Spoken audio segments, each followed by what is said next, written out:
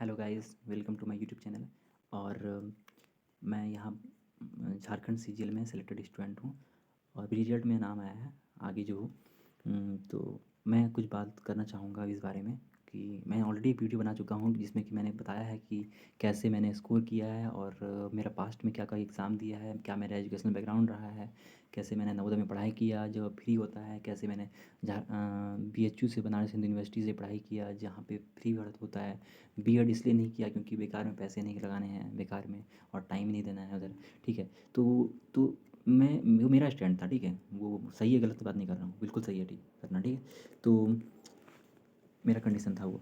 तो अभी बात कर रहा हूँ कि सेंट्रल सीजीएल में देखिए आप कैसे र्यूमर्स फैला। अभी झारखंड की बात नहीं करता हूँ, पहले एक सेकंड के लिए मैं सेंट्रल की बात करता हूँ। कल परसों र्यूमर फैला था क्या सेंट्रल सीजीएल में कि कैसे धांधली बढ़ गया है। सारे टीचर्स ने, यूट्यूब के सारे टीचर्स ने वीडियो बना दिया कि धांधली हो गया, धांधली हो गया, कितना है कटा भी हो गया, ऐसे वैसे। हाँ, पर वहाँ पे कंपटीशन बहुत हाई हो गया, पता है। तो लेकिन एक टीचर है वहाँ पर, एक टीचर ही वहाँ पर है। कौन? RB Shubham Jain sir.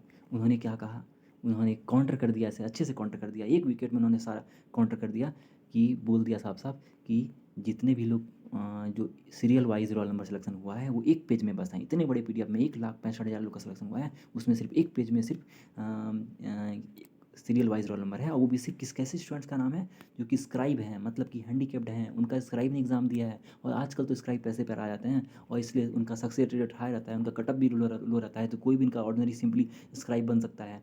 तो इसलिए वहाँ पर ये बात आई। तो ये पूरे में धांधली नहीं हुई है, बस वो एक पेज में बस है। उन्होंने पूरा एक PDF बना दिया और बोला कि आप सर्च करिए खुद से कि किसमें कि कहाँ पे रोल नंबर के बीच में 3 का अंतर है, कहाँ पे 5 का अंतर है, कहाँ पे 100 का अंतर है, और कहीं भी अंतर आपको कॉन्स्टिट्यूटिव रोल नंबर नहीं मिलेगा। तो इसका मतलब धांधली नहीं हुआ है, ये मेरा स्टैंड है। तो ऐसी टीचर्स की वहाँ पे जो काउंटर किया, उन्होंने इतने अच्छे से काउंटर किया वो धांधली के अगेंस्ट, वरना सारा टीचर्स ने र्यूमर्स फैला रहा था वहाँ पर, है ना। तो रिस्पेक्टेड टीचर्स भी हैं, उनको नहीं समझ में आ रहा तो उन्होंने बता दिया, अपना स्टैंड दे दिया।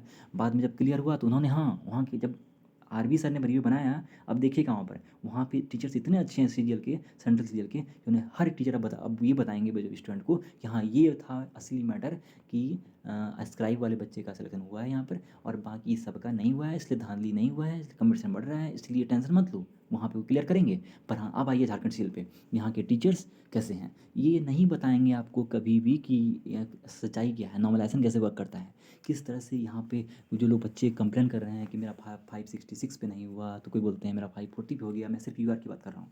कुछ लोग बोलते हैं मेरा 580 पे नहीं हुआ, तो किसी को बोलते हैं कुछ लोग कि 535 पे हो गया। तो ऐसा क्यों हो रहा है, इनको कौन समझाएगा कि आखिर क्या हुआ, नॉर्मलाइज स्कोर क्या हुआ, रॉ स्कोर आखिर ये किस तरह से हो रहा है, ये कैसे काम करता है ये सब चीज़। तो चलिए आइए आप यहाँ देखिए 22 सितंबर का मैं आपको दिखाता हूँ नॉर्मलाइजेशन कैसे वर्क करता है। ओके, तो देखिए मैं MSc हूँ मैथमेटिक्स में, इसलिए मुझे अंडरस्टैंडिंग है, मैं समझ पाया नॉर्मलाइजेशन को, मैंने पैटर्न को समझा। नॉर्मलाइजेशन को समझना आसान बात नहीं है, हर डेटा पे, हर मार्क्स पे नॉर्मलाइजेशन आपके मार्क्स को अलग तरह से बदलता है, लेकिन फिर भी मैंने पैटर्न को स्टडी किया। ये पैटर्न शायद ही कोई यूट्यूब में चैनल में कोई बता रहा हो आपको, ठीक है, लेकिन ये पैटर्न सच में काम करता है वहाँ पर। ये झारखंड के फॉर्मूला है, ये झारखंड का जो नॉर्मलाइजेशन फॉर्मूला है वो ऐसा ही काम करता है, उसका पैटर्न ऐसा ही है। मैंने 50 वीडियो देखा है नॉर्मलाइजेशन पे, उसके बाद ये कंक्लूजन निकाला है और मैंने खुद फॉर्मूला लगाया स्टैंडर्ड डिवीजन का, और जो जो किया उसके बाद ही कंक्लूजन ड्रॉ किया मैंने। ठीक है, कंक्लूजन ये है, सुनिए। जैसे देखिए, ये GS पेपर 3 22 सितंबर की बात कर रहा हूँ, 21 सितंबर की बात ही नहीं करूँगा, क्योंकि 21 सितंबर के साथ बच्चे के साथ दो घटना हुआ है। एक हिंदी, सारे बच्चे हिंदी के थे और उनका हिंदी में लो स्कोर होने की वजह से शायद नॉर्मलाइजेशन नहीं किया गया है, और उनका सिलेबस आउट ऑफ सिलेबस था या डिफिकल्टी था, मैंने देखिए नीचे लिखा हूँ, तो इसका आंसर नहीं हुआ उनका। उनका स्कोर काफ़ी कम था, 40 से 50 या मैक्सिमम 70 के आसपास, क्वेश्चन की बात कर रहा हूँ, करेक्ट क्वेश्चन। उसके बाद उनका जितना कम अटैम्प्ट था, उन्होंने क्या किया, काफ़ी निगेटिव अटैम्प्ट ले लिया, काफ़ी निगेटिव ले लिया, क्योंकि उनको ये हो गया कि बाकी लोग 90 मार रहे हैं तो हम कैसे 50 पे रह जाएँ, ऐसे वैसे करके, हाँ, रिस्क ले लिया उन्होंने। इसके बाद नॉर्मलाइज पेपर 3 में भी उनका नॉर्मलाइजेशन में काफ़ी कम स्कोर आ गया, तो डबल चोट लगा उनको, और इस कारण से उनका सिर्फ 82 स्टूडेंट का सिलेक्शन हुआ, जैसा कह रहे हैं लोग। मैं नहीं, मुझे नहीं पता कि 82 स्टूडेंट्स का सिलेक्शन हुआ है 21 तारीख को, तो हिंदी का इसीलिए सिलेक्शन नहीं हुआ। ठीक है, ये एक मैंने एक रीज़न दे दिया, मैं क्या सही है या गलत मैं बाद में बात करूँगा। ठीक है, तो अभी फिलहाल आइए 22 सितंबर को, कि 22 सितंबर वाले बच्चे को मैं same exam, same day, same marks में, एक का हुआ एक का नहीं हुआ, क्यों नहीं हुआ।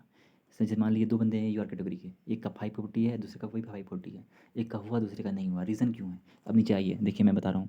अटैम्प्ट देखिए लिखा हुआ है, ये करेक्ट अटैम्प्ट लिखा हुआ है, ये सिंपल अटैम्प्ट नहीं लिखा हुआ है। 40 अटैम्प्ट है किसी का, मान लीजिए उस दिन एग्ज़ाम में जैसा पेपर का लेवल था, इतना मैंने स्टडी किया है, तो बता सकता हूँ कि पेपर का जो अच्छा लेवल था, जो बच्चे अच्छे होंगे उनका एवरेज कितना रहा होगा, 65 टू 70 रहा होगा, अच्छे स्टूडेंट का एवरेज। तो मान लीजिए कि उनका मार्क्स मैंने लिखा, बगल में सबका स्कोर लिखा है, रॉ स्कोर देखिए, कि जो 65 टू 70 किए उनका स्कोर क्या है, 195 टू 210 लिखा है। और जो बच्चे का सिलेक्शन हुआ है 90 से 95 वाले बंदे का, इनका जो स्कोर है वो कितना है, 270 से 285, ये रॉ स्कोर है ना। और अटेम्प्ट देखिए आप कि 40 अगर किसी का है तो उसका काफ़ी कम स्कोर बन रहा है, 120 बन रहा है। और हाँ, कुछ बच्चे ऐसे भी हैं जो 120 तक स्कोर कर दिए हैं, तो उनका 360 है। हाँ, हालाँकि ऐसे बच्चे नहीं हैं जो 120 किए हैं, वो 30 नेगेटिव भी लिए हैं, उनका मार्क्स 330 के आसपास है। ऐसा सीन है वहाँ पर, है ना। तो ऐसे बच्चे नहीं मिलेंगे आपको, 330 वाले बच्चे मिलेंगे, 360 वाले बच्चे नहीं मिलेंगे, शायद ही मिलेंगे। तो इसका पॉसिबल नॉर्मलाइज़ कोर्स देखिए, समझिए नॉर्मलाइज़ेशन कैसे काम करता है।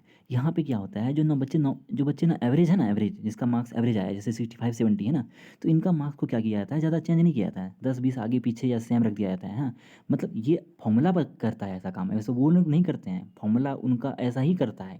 फॉर्मूला लगने के बाद उनका ऐसा ही कंक्लूजन आप ड्रॉ कर सकते हैं कि उनका जो रॉ स्कोर है, उसका जो नॉर्मलाइज़ स्कोर है, वो ज़्यादा अंतर नहीं आता है उनका, उधर ही वैसे रहता है। लेकिन जो बच्चे एवरेज स्कोर से 20-30 क्वेश्चन ज़्यादा कर दिए हैं, 10 क्वेश्चन ज़्यादा कर दिए हैं, 15 भी क्वेश्चन ज़्यादा कर दिए हैं, जैसे 90 से 95 वाले, उनका बहुत हाई जंप होता है, नॉर्मलाइज़ स्कोर में बहुत हाई जंप होता है। और उनका नॉर्मलाइज़ स्कोर कहीं न कहीं टोटल मार्क्स के करीब पहुँच जाता है। 450 है ना, तो उनका मार्क्स 420 के पास ऑलरेडी पहुँच गया है, बताइए।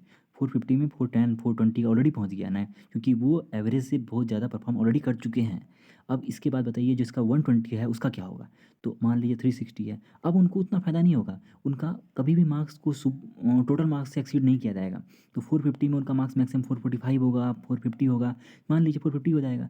तो अब बताइए एक बात, कि जो बंदे 90 अटेम्प्ट किए थे, उनका नंबर 270, जो नंबर बच्चे 120 अटेम्प्ट किए थे उनका मार्क्स 360, तो गैप कितना का है रॉ स्कोर में? 90 का। लेकिन नॉर्मलाइज़ स्कोर में कितना गैप हुआ? ओनली 25 का। तो जो बच्चे सिर्फ़ और सिर्फ़ ये सोच के जा रहे थे कि मेरा जीके पेपर में बहुत अच्छा हो गया तो मेरा सिलेक्शन हो जाएगा, तो और वो उनका सिलेक्शन गलती से रुक गया, अगर मान लीजिए गलती से रुक गया, तो उनका रीज़न क्या है? उनका रीज़न यही है कि उनका रीज़न यही है कि उनका रॉ मार्क्स तो काफ़ी ज़्यादा है, लेकिन नॉर्मलाइज़ स्कोर में ज़्यादा इज़ाफ़ा नहीं हुआ। ऐसा तो फिर उनका सिलेक्शन क्यों नहीं हुआ? सिलेक्शन उनका इसलिए नहीं हुआ क्योंकि उनका पेपर 2 में मार्क्स कम रह गया। अगर वो पेपर 3 में ज़्यादा किए हैं तो पेपर 2 में कम रह जाएगा। तो दोनों में पेपर में बराबर स्कोर करना पड़ेगा। मैं क्लियरली बता देता हूँ, जिस यूआर का, जिस जनरल कैटेगरी बच्चे का दोनों ही कैटेगरी में 90-90 क्वेश्चन सही हैं, उनका सिलेक्शन हो गया है। अब ये मैं कंफर्म नहीं कर सकता, लेकिन हाँ, जितने बच्चे का मैंने रिजल्ट देखा है, जितने बच्चे का मैं पैटर्न पकड़ा हूँ, तो मैं ये बात क्लियरली बोल सकता हूँ कि दोनों क्वेश्चन में अगर 90-90 अगर है, तो अगर दोनों ही पेपर में, अगर पेपर 2 में और पेपर 3 में, तो उनका सिलेक्शन हो सकता है। ठीक है, और हो गया है। यूआर की बात कर रहा हूँ। अगर ईडब्ल्यूएस है तो उनका उससे भी काफ़ी कम में सिलेक्शन हो जाएगा। ठीक है। अब देखिए पेपर 2 में आइए, पेपर 2 में कैसे वर्क किया है? मेरे अकॉर्डिंग नॉर्मलाइज़ेशन नहीं किया गया है। नॉर्मलाइज़ेशन किया जाता तो वो दिक्कत होता। आप सोचेंगे क्या कि नॉर्मलाइज़ेशन नहीं किया गया, हिंदी वाले का टफ था, ये था, वो था। पर देखिए आज तक इतिहास में ना कभी किसी रॉ मार्क्स को कभी किसी नॉर्मलाइज़ मार्क्स से कंपेयर किया गया है, ना किया जाता। अगर नॉर्मलाइज़ मार्क्स को रॉ मार्क्स से कंपेयर कर दिया जाता तो बहुत ही गलत हो जाता, क्योंकि हिंदी वाले का नॉर्मलाइज़ मार्क्स उठ के काफ़ी करीब पहुंच जाता 300 के। और उसके बाद हम लोग का मार्क्स जो है, समझिए क्या होता, उनका मार्क्स ऑलरेडी 50 क्वेश्चन के बराबर सही किए हैं वो, और उनका मार्क्स अगर पूरा फुल के पास चले जाए तो फिर वो हमारे टक्कर में, मतलब फिर प्रॉब्लम हो जाएगा। ठीक है, तो वो अन्याय हो जाता, बेसिकली वो पाप हो जाता, वो अन्याय हो जाता कि अगर किसी का नॉर्मलाइज़ मार्क्स ले रहे हो, किसी का रॉ मार्क्स ले रहे हो। हाँ, ये गलत है कि उनका पेपर टफ हो गया, ये हो गया, वो अलग मुद्दा है। इसके लिए मैं यही बोलूँगा कि ये देखिए, एग्ज़ाम में तो अनसर्टेनिटी होती है। आपको इसीलिए किसी सिंगल एग्ज़ाम की तैयारी नहीं करनी है, क्योंकि वहाँ पे आप यूपीएससी में क्या अलग-अलग ऑप्शन होता है कि तो क्या डिफ़िकल्टी लेवल अलग नहीं होता है सबका? तो आप कंप्लेन करते हैं कि मैथ्स का ऑप्शनल ऐसा डिफ़िकल्टी आया है, किसी का ईज़ी है, तो आपका डिसीज़न था। आपका लाइफ़ वही होता है जो आपका डिसीज़न होता है। अगर मैं बैंक का फॉर्म ही नहीं भर रहा हूँ, तो मेरा बैंक में मुझे जॉब लगेगा कभी? तो वो मेरा डिसीज़न है। अगर मैं यूपीएससी का फॉर्म नहीं भर रहा हूँ, तो मेरा यूपीएससी में जॉब लगेगा? तो मेरा डिसीजन है कि मैं किस रास्ते में कब क्या कर रहा हूँ, और मेरा अंजाम मुझे कहाँ तक पहुँचाएगा, ठीक है? तो अभी देखिए पेपर 2 में कैसे काम करता है। अगर किसी बंदे का 80 ही क्वेश्चन रह गया सही-सही, तो उनका मार्क्स 240 रह गया। अब बताइए, आप जोड़िए कि जीएस पेपर 3 में 120 किए थे अटेम्प्ट, ये देखिए 120 अटेम्प्ट किए तो उनका मार्क्स कितना है, 445 है, और उनका मार्क्स इधर कितना रह गया, 240 रहा, टाइप कर रहा हूँ देखिए। जोड़ने पे कितना आ रहा है, 685, कितना आ रहा है, 685। और दूसरी तरफ देखिए कि जो बंदे 92 अटेम्प्ट किए थे और इधर जो 90 अटेम्प्ट किए थे दोनों में, उनका मार्क्स कितना आएगा? 690 टू 700 के बीच में आएगा। अब बताइए किसका ज़्यादा हुआ? तो इतना हाई स्कोर करने के बाद भी, रॉ मार्क्स ज़्यादा होने के बाद भी उनका सिलेक्शन नहीं होगा। तो बेसिकली क्या गलती हुआ उनसे? तो अगर आप सच में झारखंड की तैयारी कर रहे थे तो आपको ध्यान देना चाहिए था कि आप कोटा जैसे पेपर में, आप नागपुरी जैसे पेपर में आप 80 से नीचे आप रॉ स्कोर कैसे कर सकते हो? जबकि सारे बच्चे ने 90 प्लस स्कोर किया, तो आपसे गलती नहीं हुई? आपसे गलती हुई ना? तो वो आपका आपका किस्मत ख़राब था, या फिर जो भी था, या फिर आपका उस दिन एग्ज़ाम परफॉर्मेंस ख़राब हुआ, तो आप एक्सेप्ट कर लो उस चीज़ को। तो या फिर इंग्लिश में ही था आपका 80 में 80 मार्क्स, अगर 80 क्वेश्चन के बराबर अगर मार्क्स आ गया, तो उस दिन पेपर ख़राब हो गया। तो जो बच्चे 90 में हुआ उनका हक बनता है, वो सिलेक्शन ले गए। तो आप इसका विवाद क्यों बना रहे हो अब? ये गलत है ना? ये गलत है। तो इसीलिए मैं वो बोल रहा हूँ कि नॉर्मलाइज़ेशन ऐसे ही वर्क करता है। आपको दोनों ही पेपर में अगर आप यूआर हैं, तो आपको 90-90 के अप्रॉक्स सही करना पड़ेगा। 90 बहुत ही कम है। अब कुछ लोग बोलेंगे धाँधली हो गया, तब 90 इतना टफ क्वेश्चन, ये वो कोई नहीं कर सकता है। किसी के पापा को बैठा दो तो भी नहीं कर पाएगा। अब तब मैं वही बोलना चाहूँगा कि जो लोग बोलते हैं ना कि 8 साल से तैयारी कर रहा था, मेरा नहीं हुआ, तुम तो ऐसे कैसे हो सकता है? तो मैं बोलूँगा कि अगर आप 8 साल से तैयारी कर रहे थे, तो आप तैयारी में तरीके में ही गलती है। क्योंकि किसी भी बच्चे को सिर्फ़ और सिर्फ़ स्टेट एग्ज़ाम की तैयारी नहीं करनी चाहिए। अगर वो कर रहा है तो उसने अपने लाइफ़ को जुआ बना के रखा है। हाँ, अगर वो जेपीएससी की तैयारी कर रहा है साथ-साथ, बड़े कुछ लाइफ़ में बड़ा अचीव करना चाहता है, जेपीएससी करना चाहता है, तब वो स्टेट एग्ज़ाम की तैयारी करे तो सही बनता है। लेकिन वो झारखंड सीजीएल की तैयारी कर रहा है और सिर्फ़ वही कर रहा है, तो गलती कर रहा है वो। उसने अपने लाइफ़ को पूरी तरह से जुआ बना के रख दिया है। क्योंकि साथ-साथ वो सेंट्रल सीजीएल की तैयारी कर सकता है। अगर इंग्लिश कमज़ोर है तो भी भाई आपका जीके मज़बूत है, आपका जीके मज़बूत है, आप जॉब ले सकते हो, कोशिश तो करो। सिर्फ़ इंग्लिश मीडियम वाले बच्चे का इंग्लिश अच्छा नहीं होता है। इंग्लिश मीडियम वाले भी बच्चे इंग्लिश से सीखते हैं, मतलब बेसिक से इंग्लिश को पढ़ते हैं, पूरा सिलेबस करते हैं, वो भी सारे वोकैब पढ़ते हैं, वो भी सारे एरर पढ़ते हैं। आपको शायद डर का एक माहौल होता है कि हाँ, कि इंग्लिश वाले बच्चे ही इंग्लिश कर पाते हैं, हिंदी वाले नहीं कर पाते हैं। कोशिश तो करो, अच्छे-अच्छे बच्चे जो हिंदी मीडियम की पढ़ाई किए हैं, वो भी इंग्लिश कर लेते हैं। तो आप वो रास्ता देखो, सेंट्रल सीजीएल देखो, आपका जीके स्ट्रॉन्ग है, आपका मैथ स्ट्रॉन्ग है, आपका रीजनिंग स्ट्रॉन्ग है, आप वो नहीं करोगे। बस आप ये बोलोगे कि नहीं, सेंट्रल सीजीएल में 8 साल से तैयारी करना ही गलती है। आप देखिए, मैं तो 8 साल से तैयारी नहीं कर रहा हूँ, मैं तो सेंट्रल सीजीएल की तैयारी कर रहा हूँ 2 साल से। हाँ, अब देखिए, तो मैं सेंट्रल सीजीएल की तैयारी करता हूँ और सिर्फ़ मैंने ढाई महीने से 3 महीने पढ़ाई किया, वो भी कब? आज से 7-8 महीना पहले, मतलब कि पिछला अक्टूबर से लेकर के जनवरी तक, मतलब हो गया 11-12 महीना हो गया। उस समय पढ़ाई किया था अक्टूबर से लेके जनवरी तक। उससे ना पहले पढ़ाई किया था, ना कभी बाद में पढ़ाई किया। क्या उस समय क्या पढ़ाई किया मैंने? सिर्फ़ और सिर्फ़ झारखंड स्पेशल, मतलब झारखंड की स्टडी, एंड साथ-साथ मेरा जो पेपर 2 था इंग्लिश पेपर, उसकी स्टडी किया मैंने। उसके बाद मुझे रिवीज़न करने तक का टाइम नहीं मिला, मैंने झारखंड को पूरी तरह से छोड़ दिया, मैंने 7 महीने तक झारखंड पढ़ाई ही नहीं किया। इसके बाद जब ये सेंट्रल सीजीएल का एग्ज़ाम हुआ था 19 सितंबर को, हाँ, और उसके 2 दिन बाद था मेरा पेपर 22 सितंबर को। अब बताइए, मेरा मन नहीं था कि एग्ज़ाम देने का, क्योंकि मेरा प्रिपरेशन नहीं था, मेरा मन ही नहीं था एग्ज़ाम देने का। सोचिए, वैसा बच्चा हूँ, मेरा मन ही नहीं था एग्ज़ाम देने का। और 2 दिन में सिर्फ़ इंग्लिश का सिलेबस, मैंने सोचा कि इंग्लिश का तो सिलेबस है डिफाइंड, तो उसका मैंने पूरा सिलेबस कंप्लीट किया। पिछली बार भी मैंने 100 में से 95 किया था, इस बार मैंने 100 में से 93 सही कर दिया। तो सिर्फ़ 2 दिन का रिवीज़न पे, और झारखंड जो मेरा पढ़ाई था वो मेरा 8 महीने पहले का जो याद था सो याद था। इसके अलावा जो मेरा मैथ स्ट्रॉन्ग है, जो मेरा रीज़निंग स्ट्रॉन्ग है, जो मेरा कंप्यूटर स्ट्रॉन्ग है, उसके बल पे एग्ज़ाम को निकाल लिया। तो मैं यही बोलूँगा कि अगर आप सेंट्रल सीजीएल की तैयारी करते हैं, तो ये मलाई की तरह अपने ऊपर, जैसे जैसे आप पनीर बनाते हो, उसके ऊपर जो धनिया पत्ता डालते हो ना, धनिया पत्ता डाल दिए, या फिर ऊपर से कुछ चीज़ डाल दिए ऊपर, तो वो जो एडिशन डालते हैं ना, वैसा ही होता है ये झारखंड का स्टडी। कि आप ये नहीं कि फुल्ली आप झारखंड की तैयारी कर रहे हैं और सबको बोल रहे हैं कि झारखंड की स्टडी कर रहा हूँ, वो गलत अप्रोच है। अप्रोच क्या होना चाहिए कि आप सेंट्रल सीजीएल की तैयारी कर रहे हो, एनटीपीसी की तैयारी कर रहे हो, कि एनटीपीसी का जब वैकेंसी आएगा तो मेरे से नहीं चुके, क्योंकि वहाँ तो हिंदी होता है, वहाँ तो कर सकते हो। लेकिन आपने अगर पूरी तरह से अपने लाइफ को अगर झारखंड सीजीएल के लिए ही अगर आपने अपना डिवोट कर दिया है, तो आप एक जुआ खेल रहे हो, जुआ से भी बदतर खेल रहे हो। यही बोलूँगा, क्योंकि आपका सिलेक्शन का चांस वो 0.0%, 1% है, जबकि फेल्यूर का चांसेस बहुत ही ज़्यादा है। और यूट्यूबर सारे के सारे बच्चे, जो 99% बच्चे का उनको उनको उम्मीद देते फिरते हैं, पता नहीं बच्चे जैसे कि लगता है सबका ही सिलेक्शन हो जाएगा। इतना रिमर्स फैलाते हैं कि आप गरीब हैं, ये हैं, कि धांधली वाला जॉब ले लिया, आपका जॉब नहीं हुआ। आपका, अगर बताइए धांधली होता, आप बताइए सारे यूट्यूब के जितने भी टीचर्स हैं, सबका आप जाके चेक कीजिए कि कट ऑफ कितना बोलते थे वो लोग। 580 नंबर कट ऑफ बोलते थे, 560 नंबर कट ऑफ बोलते थे, 600 नंबर कट ऑफ बोलते थे जनरल के लिए, और कट ऑफ कितना गया? 540। लेकिन कंडीशन अप्लाइड कि दोनों में आपको 90-90 क्वेश्चन सही करना पड़ेगा, दोबारा बोल रहा हूँ, ठीक है। लेकिन दूसरी तरफ को 2 दिन पहले, रिजल्ट से 2 दिन पहले जो परीक्षा आती है, जो जैसे सिवल्ला जैसा घटिया चैनल है, बाकी चैनल है जो भी बादल सर हैं, सब बोलते थे कि धांधली के बाद कट ऑफ 600 पार हो जाएगा, उससे कम में चांस नहीं है, 650 पार हो जाएगा, ठीक है। तो सबका यही कहना था। आज के टाइम 540 में सिलेक्शन हो गया, 500 में सिलेक्शन हो गया, EWS का 495 में सिलेक्शन हो गया, SC/ST का 460 तक में सिलेक्शन हो गया, उसके बाद भी धांधली का नाम दिया जा रहा है। इतने ज़्यादा बच्चे, सब टीचर्स जितने भी यूट्यूब में टीचर्स हैं ना, जितने भी यूट्यूब में टीचर्स हैं, सबके पास कॉन्टैक्ट में दूर दूर के जिनको पर्सनली जानते हैं वो 10 बच्चे ऐसे हैं जो कि चाहे वो एग्ज़ाम फैक्टर्स हो, चाहे वो SBI झारखंड हो, चाहे परीक्षा साथी हो, चाहे वो कोई 10 और चैनल हो, सबके कॉन्टैक्ट में 10 बच्चे ऐसे हैं जो कि जेन्युइन तरीके से सिलेक्शन लिए हैं। और तो वो जानते हैं वो चीज़ को, लेकिन वो क्या करते हैं, वो आँख मूंद लेते हैं और अफ़वाह इस कदर फैलाते हैं कि मान लेते हैं कि यही 10 बच्चे का सिलेक्शन हुआ है जेन्युइन तरीके से, बाकी सारे बच्चे जो दूर में हैं कहीं, वो सब 90% धांधली से लिए हैं। बट उल्टा सीन है, कितना है, 2,000 बच्चा कुछ होता है क्या इतने बड़े राज्य में? कुछ नहीं होता है 2,000 बच्चा। और इनकी आवाज़ को जब 3 लाख बच्चे के द्वारा या फिर किसी अदर एजेंट के द्वारा कुचला जाएगा तो क्या इनका आवाज़ पहुंच भी पाएगा? आप कमेंट में आके तो देखिए बड़े बड़े चैनल के, उनके कमेंट तक में, विरोधी चैनल के कमेंट में आके वहाँ लिखा हुआ है कि मेरा मार्क्स इतना कम में सिलेक्शन हुआ है, पर उनको आवाज़ देने वाला कोई नहीं है, कोई टीचर नहीं है आवाज़ देने वाला उनको, कि यहाँ पे कोई सच्चाई को प्रमोट करने वाला नहीं है।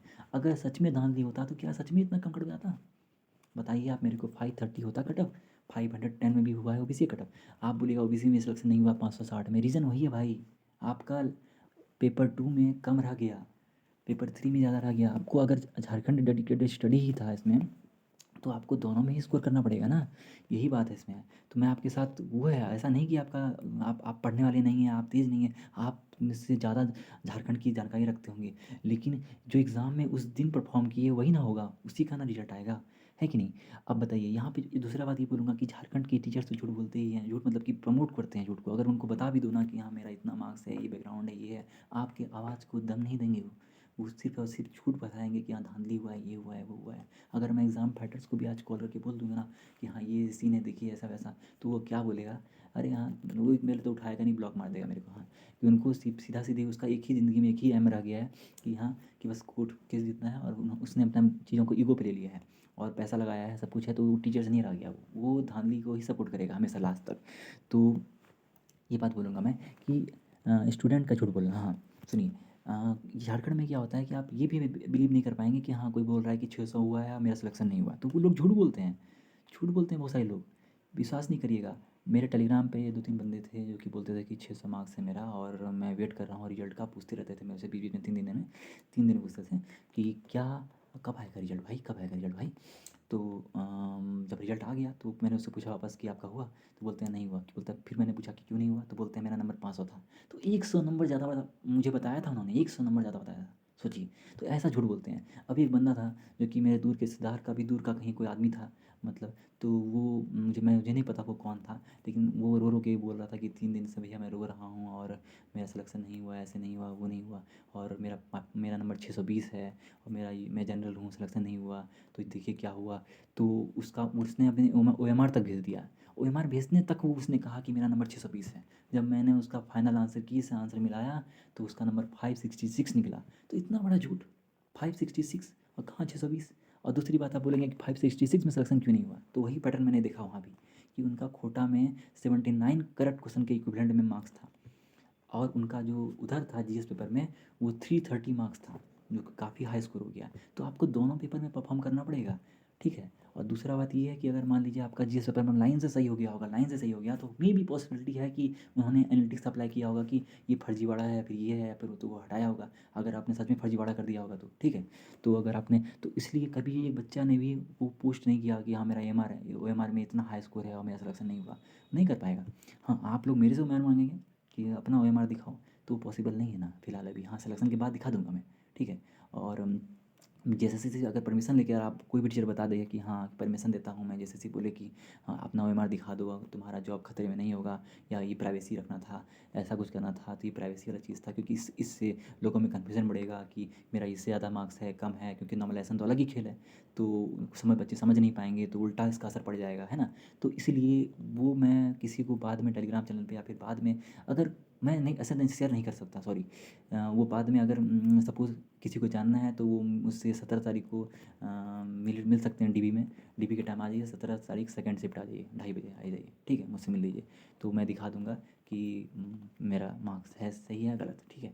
इसके बाद मैं ये बोलूँगा कि हिंदी वाले के साथ अन्याय हुआ कि नहीं हुआ, ठीक है। आप बताइए कि हिंदी वाला का आप ये बताइए कि अगर हिंदी वाले को अगर हो जाता ना, आप यकीन मानिए 21 तारीख को कितने लोग का हिंदी वाले का हुआ है? 82 स्टूडेंट को हुआ है। अब मैं आपको दावे के साथ कह सकता हूँ कि उसमें से 60 से ज़्यादा लोग का दिखेगा वो यूपी व बिहार वाले बच्चे होंगे, क्योंकि उनके पास ज़्यादा नॉलेज है, वो ज़्यादा तरीके से अच्छे से पढ़ाई करते हैं, क्योंकि वो और भी 20 एग्ज़ाम देते हैं, तो उनका ज़्यादा तैयारी स्ट्रॉन्ग रहता है, तो वो निकाल देंगे। तो ये सिंपल बात है, ये नहीं कि धांधली हुआ है यहाँ पे, है ना? तो और दूसरी तरफ आप सबसे ज़्यादा जो 2100 बच्चे सिलेक्शन लिए हैं 22 तारीख को, वो सिलेक्शन क्यों लिए हैं इसका रीज़न मैं बता दिया हूँ ऑलरेडी कि उनको 21 तारीख वाले को 2 चोट लगा एक साथ, 2 सेटबैक लगा है। एक तो हिंदी में 2 स्कोर, दूसरा उनका नॉमिनेशन पेपर 3 में भी कम हुआ है, क्योंकि उनका पेपर का लेवल काफ़ी आसान था, तो आसान थोड़ा-सा कंपैरेटिवली आसान था। तो 2 सेटबैक के बाद वो सारे के सारे बच्चे समझ लिए, एवेंजर्स मूवी देखा आपने ना? तो कैसे थैनोस ने एक बटन दबाया और आधी दुनिया खत्म हो गया। तो वैसे समझ लीजिए कि जेएसएससी की आधी दुनिया खत्म हो गई, जेएसएससी की एक बटन दबाया, हिंदी वाला बटन, और दबाया और आधा बच्चे खत्म हो गया। तो बच कौन गया हिंदी में? तो जैसे एवेंजर्स में कौन बच गया था? सुपरमैन, तो स्पाइडरमैन, जो स्पेशल पावर वाले बच्चे आदमी हैं वो सब बच गए थे, है ना? तो वैसे ही यहाँ भी जो स्पेशल जो बहुत ही दिव्य है, जो कि दोनों में एक्स्ट्रा ऑर्डिनरी परफॉर्म किया है, वो वही बच गए बस 82 स्टूडेंट्स, बाकी सब नहीं बच पाए। ठीक है, तो यही होगा, नॉर्मलाइजेशन में भी उनका बुरा हो गया और इधर भी बुरा हो गया। ठीक है, इसके बाद मैं ये बोलूँगा कि गलत हुआ कि नहीं हुआ उनके साथ। अगर उनका मार्क्स को नॉर्मलाइज करके बहुत हाई कर दिया जाता ना, तो हम लोग में से बता रहा हूँ, खोटा वाले का एक बच्चे का सिलेक्शन नहीं होता। 1% मतलब अगर मान लीजिए 99% बच्चे का हिंदी वाले का होता, तो 1% में आते बाकी सारी लैंग्वेज के बच्चे, ऐसा होता नॉर्मलाइजेशन। तो कभी भी इतना भयानक नॉर्मलाइजेशन नहीं किया जाता है कभी भी, कभी किसी के नॉर्मलाइज स्कोर को कभी किसी रॉ स्कोर से कंपेयर कर दिया जाए, है ना? इसके अलावा मुझे अंडरस्टैंडिंग है नॉर्मलाइजेशन का, मैंने एमएससी हूँ मैथमेटिक्स में, मैं डेटा को एनालाइज करता हूँ, तो मैं जो बता रहा हूँ कि वो दावे के साथ बता रहा हूँ कि यही हुआ है कि जिस बच्चे का 90 के आसपास जीएस पेपर में स्कोर है, आप देख सकते हैं कि उसका मार्क्स 440 20 के आसपास हो गया है, और उसके आस-पास हो गया है, एग्ज़ैक्ट नहीं, हाँ। तो उसके अलावा जो इधर 90 किए होंगे तो उनका 270 आया होगा। तो दोनों मिला के उनका एक 690 के आस-पास स्कोर आ गया। जबकि अगर जो बंदा जीएस पेपर में बहुत हाई स्कोर लाया है, लेकिन पेपर 2 में अच्छा नहीं कर पाया, या पेपर 2 में बहुत अच्छा कर दिया, जिस पेपर में कम लाया, ये भी केस बनता है। दोनों ही केस में उसका सिलेक्शन नहीं हुआ या फिर नहीं हो सकता है। अब मैं सिर्फ़ और सिर्फ़ जनरल कैटेगरी की बात कर रहा हूँ, कैटेगरी में बहुत रिलैक्सेशन होता है, बहुत ज़्यादा। तो यही बोलूँगा बस, और यही बोलूँगा कि जितने भी टीचर्स हैं, मैं यही बोलूँगा कि जितने भी बच्चे हैं, वो जितने भी अपोज़ कर रहे हैं, बहुत ज़्यादा मेहनत किया उन्होंने, लेकिन मैं बस इतना बोलूँगा कि उनको ये सोचना चाहिए कि अ, उनको तैयारी सिर्फ़ और सिर्फ़ झारखंड की तैयारी नहीं करनी चाहिए, क्योंकि आप सोचिए कि मैं कौन हूँ जिसने सिलेक्शन लिया? मेरे जान-पहचान में जितने लोग हैं, जो दूर के हैं ना, वो सिलेक्शन कौन लोग ने लिया है पता है आपको? जो सेंट्रल सीजीएल के बच्चे हैं जो तैयारी करते हैं, उन्होंने कोई धांधली नहीं किया है। बट आप बताइए, सेंट्रल सीजीएल में कॉम्पिटिशन इतना ज़्यादा है, इतना ज़्यादा है, इतना ज़्यादा है कि उनके कॉम्पिटिशन, उनके प्री एग्ज़ाम के कॉम्पिटिशन में ये एग्ज़ाम कुछ नहीं है। ये मैं दावे के साथ कह सकता हूँ। मेरा वो उस प्री एग्ज़ाम में भी 175 मार्क्स आया है 200 में से, अभी सेलेक्टेड हूँ, हाँ। तो वो प्री एग्ज़ाम भी इसके मेंस एग्ज़ाम के उससे ज़्यादा कॉम्पिटिशन है वहाँ पर। एग्ज़ाम का लेवल और सिलेबस इसका बड़ा है, लेकिन प्री एग्ज़ाम का कॉम्पिटिशन की बात करें तो वहाँ ज़्यादा है। तो सोचिए, तो ये बात है यहाँ पर। तो इसलिए बोलूँगा कि ब्लैंक हो गया मैं फिर से। कि आप अफ़वाह में ना आएँ, कि झारखंड सीजीएल के जो बच्चे से तैयारी करते हैं, और ये बच्चे जो बोलेंगे कि हाँ, जो बच्चे 540 लाए हैं वो धांधली करके लाए हैं, उनको प्रसाद मिल गया और ये मिल गया। परीक्षा साथी वाले तो जो बोलते हैं कि प्रसाद मिल गया, ये बताइए कि पेपर सिर्फ़ पूरे झारखंड में इतना टीचर्स का फॉलोवर है, इनको लोग अच्छे मानते हैं, इसके इनके एक बार कह देने पे 1 लाख बच्चे या 50,000 बच्चे वहाँ पे भीड़ जमा कर दिए वहाँ पे जेएसएससी ऑफ़िस के सामने, पर इन्होंने 2 प्रूफ़ नहीं जमा कर पाया, 2 प्रूफ़ नहीं जमा कर पाया। वीडियो प्रूफ़ दिया, वीडियो प्रूफ़ में तो आप देखिएगा तो पेपर जो जो पेपर फाड़ के बच्चा भाग रहा है, वो पेपर में जो क्वेश्चन है वो मैच ही नहीं किया ओरिजिनल पेपर से, हाँ। वो मैच ही नहीं किया, आप ज़ूम करके देखिए, बस अफ़वाह में आ जाते हैं। और जो फ़ोटो भेजा है 2 बंदा, वो काफ़ी ज़्यादा वो बच्चा भी बाइस हो सकता है। 2 बंदे पे आप कैसे भरोसा कर सकते हैं पूरे राज्य में? सिर्फ़ 2 बंदे पे भरोसा कर लेंगे आप? पूरे राज्य में उसको इस कदर मान लगेंगे कि पूरे राज्य में हल्ला कर देंगे कि हाँ, धांधली हुआ है। सिर्फ़ 2 प्रूफ़, और वो भी क्या टाइम एडिट करने वाला प्रूफ़। वो अगर उनको अगर ऐसा ही लगता है कि पेपर लीक हुआ, तो उसी समय आकर वो किसी थाने वाले को, आदमी को बताते, या किसी और को जेन्युइन बताते, जो कि इस बात का गवाह होता कि हाँ, अगर अगर मुझे पेपर पहले मिल जाता टाइम से पहले ना, तो मैं क्या करता?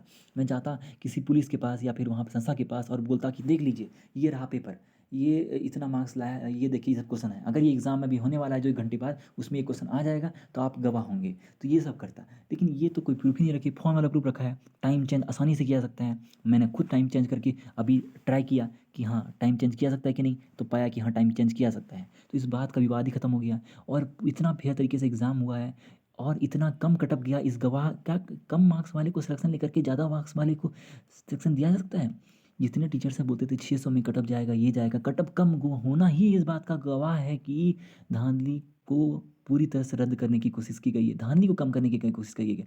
आपके प्रोटेस्ट से कहीं ना कहीं मुझे फ़ायदा हो गया, कहीं ना कहीं अगर धांधली होने भी वाली होती, कोई एजेंसी कुछ गलत कर भी रही होती, तो उन्होंने ये बात को चूँकि न्यूज़ में आ गया, तो उन्होंने पूरी तरह से फेयर तरीके से एग्ज़ाम लिया और सब कुछ ट्रांसपेरेंसी के साथ करने की कोशिश कर रहे हैं। हाँ, कटअप रिलीज़ नहीं किया मानता हूँ। तो ये चीज़ तो संस्था है, वो जवाब देगी वो चीज़, है ना? तो मैं बस बता रहा हूँ कि एक लॉजिक देने की कोशिश कर रहा हूँ कि आपका कि सिलेक्शन, अगर आपका हाई स्कोर के बाद भी सिलेक्शन नहीं हुआ तो क्यों नहीं हुआ? दूसरा बात कि लोग बच्चे झूठ बोलते हैं, मैंने ऑलरेडी कह दिया कि बच्चे झूठ बोलते हैं।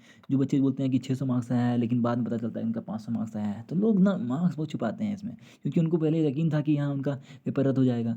तो फिर उनको मार्क्स दिखाना नहीं पड़ेगा किसी को, हाँ। और अभी वो खुल के पेश भी नहीं कर पा रहे हैं। क्या एक भी कोई यूट्यूब चैनल है जहाँ पे उनके पास सबके फ़ोन में ही हमारा प्लेटफ़ॉर्म का नंबर है, जिज्ञासा का नंबर है, एग्ज़ाम फैटर्स का नंबर है? क्या एक भी बंदे में दम है कि वो अपना ओएमआर शीट का क्रॉप करके भी भेज सके उन बड़े प्लेटफ़ॉर्म पे, जो अपलोड कर सके वो, कि हाँ, दिखा सके कि हाँ, मेरा 566 मार्क्स है और मेरा सिलेक्शन नहीं हुआ और मेरे दोनों ही पेपर में अच्छे मार्क्स हैं, दोनों ही पेपर में। तो ऐसा क्या हुआ? ऐसा करने का पावर है उनके पास? नहीं है, नहीं कर सकते ये। तो इसीलिए बोलूँगा, अफ़वाह ना उड़ाएँ। जैसे सेंट्रल सीजीएल में जैसे कि आरबी सर ने जिस तरह से काउंटर किया, वैसे ही काउंटर यहाँ होना चाहिए था। कोई ना कोई एक बंदा होना चाहिए था झारखंड में, एक टीचर होना चाहिए था जो कि इस चीज़ का काउंटर कर सके कि हाँ, अफ़वाह उड़ रही है कितनी ज़्यादा।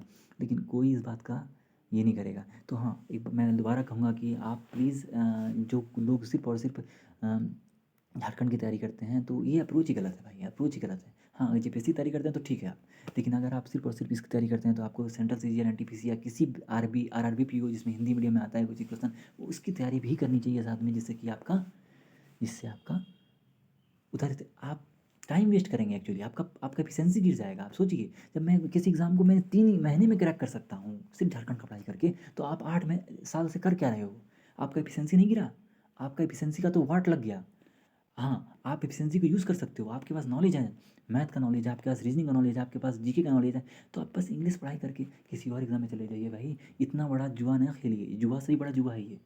यहाँ पे 0.01% सक्सेस होने का भी चांस नहीं है, ठीक है? इससे मैं ज़्यादा मैं नहीं बोलूँगा, क्योंकि जो लोग का मार्क्स कम है, उनसे सहानुभूति होना भी ज़रूरी है, ठीक है? ये नहीं कि बस मेरा आ गया, मेरा सिलेक्शन हो गया तो बहुत बड़ी बात हो गई, ठीक है? क्योंकि वो भी उतने ही तेज़ थे, वो भी, उनका भी हक बनता है ऐसे सीट पे, हाँ। लेकिन अब नॉर्मलाइजेशन का गेम है। अगर आप सच में झारखंड की तैयारी करते थे तो आपको देखना था ना कि 90 से कम स्कोर ना जाए, या ऐसा डिसीजन ले कि 90 से कम आपका इस वाले पेपर में, कोटा पेपर में या नागपुरी पेपर में आपका उससे कम ना रह जाए। तो हुआ ना कम, तो कम हुआ तो एग्ज़ाम में परफॉर्मेंस किसी का मिस्टेक नहीं होता है क्या? तो तो इसलिए बोलूँगा, बस इतना ही बोलूँगा, लास्ट में 2 बात बोलूँगा खाली, कि तो अगर 22 तारीख के बच्चे का ज़्यादा सिलेक्शन हुआ है, इसका मतलब ये हुआ कि झारखंडी का सिलेक्शन हुआ है। क्योंकि झारखंडी बच्चे ही जो हैं वो नागपुरी बच्चे कोटा लेते हैं। हिंदी वाले का तो उस दिन बहुत ही कम मात्रा था या फिर ना के बराबर था। तो हिंदी वाले ही तो अधिकांश बच्चे जो बाहरी बच्चे हैं। ऐसा नहीं बोलूँगा सारे बच्चे हिंदी वाले वही बाहरी हैं। लेकिन जो हिंदी वाले का सिलेक्शन ही नहीं हुआ जब, तो बाहरी बच्चे का सिलेक्शन नहीं हुआ। और इतना ही नहीं, 2000 में से 1200 सीट रिज़र्व्ड है, उससे भी ज़्यादा। तो आप कैसे कह सकते हैं कि बाहरी बच्चे का सिलेक्शन हो गया? इसमें तो बाहरी का सिलेक्शन ही नहीं हुआ। तो इस ये पॉजिटिव बात मानिए कि अब बाहरी का बच्चा का सिलेक्शन नहीं हुआ, कि झारखंड के बच्चे का सिलेक्शन हुआ इस बार। इससे अच्छा रिजल्ट और क्या हो सकता है? दूसरी बात, कम कटऑफ, इससे अच्छा और रिजल्ट क्या हो सकता है? आप रिजल्ट को माने या ना माने, लेकिन आप मेरे इस वीडियो को देखने के बाद अगला फॉर्म को भरने से अपने आप को नहीं रोक पाएँगे। आप अगला फॉर्म अगर नहीं भरे तो वो आपकी गलती हो गई। हाँ, अगर आप सिर्फ़ और सिर्फ़ झारखंड की तैयारी करेंगे तो भी आपकी गलती है। ठीक है? आपको तैयारी किसी और एग्ज़ाम की भी करनी चाहिए। तो मैं अभी खुद सेंट्रल सीजीएल की तैयारी कर रहा हूँ। आपको अगर मुझे आप मुझे अगर फ़ॉलो करते हैं तो आप देख सकते हैं कि मैं आगे कैसा परफ़ॉर्म करता हूँ अपने सेंट्रल सीजीएल में और मेंस में, और इसके अलावा सीएचएसएल मेंस में, ठीक है? तो आप देख सकते हैं। तो और भी मेरा एग्ज़ाम है सिलेक्शन पोस्ट वगैरह, उसका रिज़ल्ट काफ़ी लेट आएगा।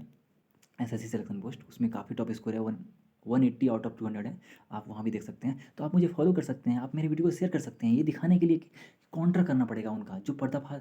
और जो बच्चे का मार्क्स हाई होने के बाद भी उनका मार्क्स नहीं आ रहा है, वो सिलेक्शन नहीं हो रहा है, वो शेयर कीजिए इस चीज़ों को। मेरे सारे वीडियो को शेयर मत कीजिएगा, सिर्फ 2-3 वीडियो को शेयर कीजिएगा। चैनल को सब्सक्राइब मत कीजिएगा, कोई दिक्कत नहीं है। हाँ, जिसका सिलेक्शन हो गया है वो प्लीज़ सब्सक्राइब कर दीजिए। तो इससे क्या होगा कि एटलीस्ट 2000 बच्चे कमेंट कर देंगे नीचे ना कि मेरा इतना मार्क्स था, इतना सिलेक्शन हो गया। तो हाँ, लगेगा कि सारे का सारा बच्चे यहाँ पे आ गए, धांधली का चांसेस और पर्दाफाश हो जाएगा पूरी तरह से। ये सारे बच्चे को मैं अगर बाद में लेते आऊँ ना कैमरे के सामने, तो ये सारे टीचर्स को है ना, इनका सारा पर्दाफाश हो जाएगा कि जो बोलते हैं कि धांधली हुआ है, धांधली हुआ है। इनके भी कॉन्टैक्ट में सब बच्चे हैं जिनका मार्क्स हुआ है, अच्छे से पढ़ाई किए हैं, पर ये उनका नाम नहीं लेंगे, उनको प्रमोट नहीं करेंगे। ये हमेशा भीड़ को सपोर्ट करेंगे, भीड़ को। भीड़ देखेंगे कि भीड़ यहाँ पे क्या है, 2 लाख बच्चे, 5 लाख बच्चे भीड़ है। भीड़ हमेशा सही। झारखंड सीरियल में से ना मैं एक ही कंक्लूजन निकाला हूँ, भीड़ हमेशा सही नहीं होती, क्योंकि भीड़ का एक स्वार्थ होता है। तो जैसे एग्जांपल देता हूँ, बीएचयू में लंबा हो जाएगा काफ़ी, लेकिन बीएचयू में क्या होता था कि 60 बच्चे थे मान लिए किसी क्लास में, तो 60 बच्चे में 58 बच्चे ने सोचा कि बंक मार दो, हाँ, 2 बच्चे ने सोचा क्लास करना है। तो उस 2 बच्चे के ने क्लास सोचा, तो बस प्रोफेसर ने उस 2 बच्चे के रहने के बाद भी क्लास ले लिया। तो यहाँ सत्य ये था कि 2 बच्चे जो थे वो उन्होंने सही किया, 58 में सही नहीं किया।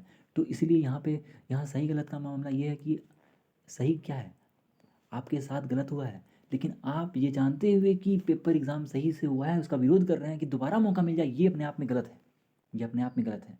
इसके अलावा अगर आपका हाई स्कोर होने के बाद भी नहीं हुआ है तो आपका नॉर्मलाइजेशन आपकी किस्मत है, आप कैटेगरी है, ये है, वो है, आप सब किससे लड़ोगे? आपका क्वेश्चन पहले फिक्स होना चाहिए कि आपकी लड़ाई किससे है? रिजर्वेशन से है कि आपका इतना किसी में इतना मार्क्स में हो गया, आपका नहीं हुआ, रिजर्वेशन से आपकी लड़ाई है? या फिर इस बात से लड़ाई है कि सीट 2000 है ना? क्योंकि इतने लोग को जो उम्मीद दे रहे हैं टीचर लोग, क्या सोच रहे हैं, 2000 भी तो बच्चे हैं, 2000 बच्चे क्या होते हैं? ऊँट के मुँह में जीरा। ऊँट के मुँह में जीरा का कोई मुहावरा अगर कहीं सेट हो तो यहीं सेट होगा, ठीक है? तो बताइए आप मेरे को ये बात कि 2000 बच्चे क्या होते हैं? कुछ होते हैं क्या? चुटकी भर सिंदूर की कीमत तुम क्या जानो रमेश, वही वाला बात है यहाँ पे, है ना?